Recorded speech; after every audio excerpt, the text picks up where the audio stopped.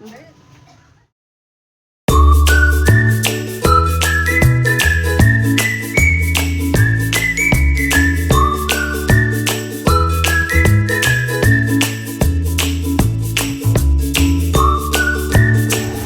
গেল গাড়ি করে প্রিয়াঙ্কার বরের। এখন যাচ্ছি হেঁটে হেঁটে ওদের বাড়িতে।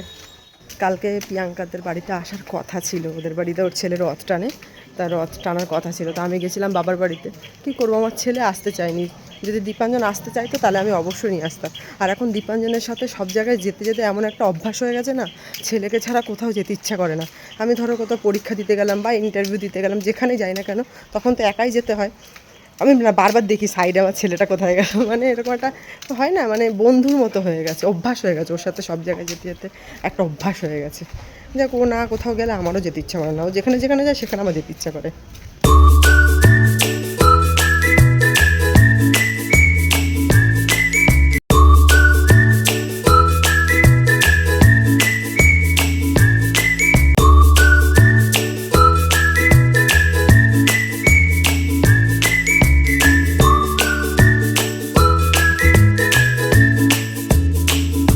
আমার ছেলে, এই যে প্রিয়াঙ্কার ছেলে, আর ওই যে অনিতার ছেলে, এদের খেলা ছাড়া জগৎ আর কিচ্ছু নেই, কিচ্ছু নেই এদের।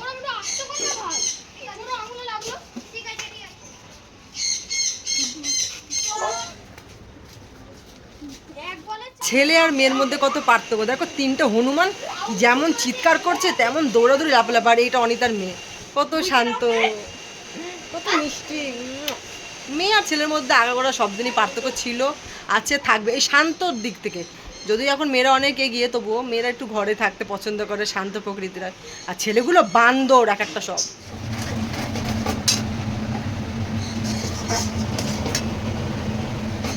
আমি পুজো দিচ্ছিলাম তখন আমার নামে কি চুগলি করছিলাম, সত্যি কথা বলো,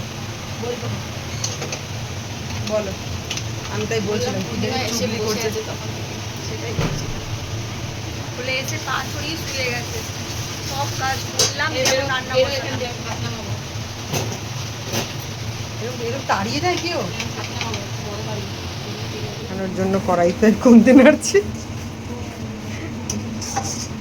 এখন খেতে বসলাম আমরা, বাচ্চা কাচ্চা সব খাওয়া হয়ে গেছে।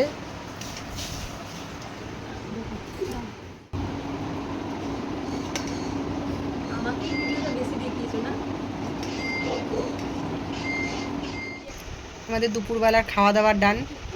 এখন আমরা এই যে শুয়ে আছি। বলবেন আপনি? না, কিছুই বলছি। কি সুন্দর লাগছে কি দেখতে, ক্যামেরাতে কি ভালো লাগছে না? এই ফার্স্ট দেখলাম ক্যামেরা এত সুন্দর লাগছে, পুরো বাচ্চা বাচ্চা মিষ্টি লাগছে। দেখো ক্যামেরাটা সুন্দর, একটু অন্যরকম লাগছে না?